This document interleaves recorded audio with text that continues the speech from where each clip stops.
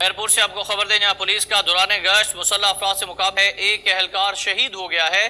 Firing کے تبادلے میں ایک ڈاکو بھی ہلاک ہوا ہے۔ آنسو گیس کا بھی استعمال کیا گیا، آپ کو خبر دے رہے ہیں، ایک بار پھر آگاہ کر دیں۔ ایئرپورٹ میں پولیس نے دوران گشت مسلح افراد سے مقابلہ کیا اور ایک اہلکار نے جام شہادت نوش کیا ہے۔ تفصیلات جانیں گے نمائندہ نیوز وقار حسین سے۔ یہ وقار آگاہ کیجیے گا۔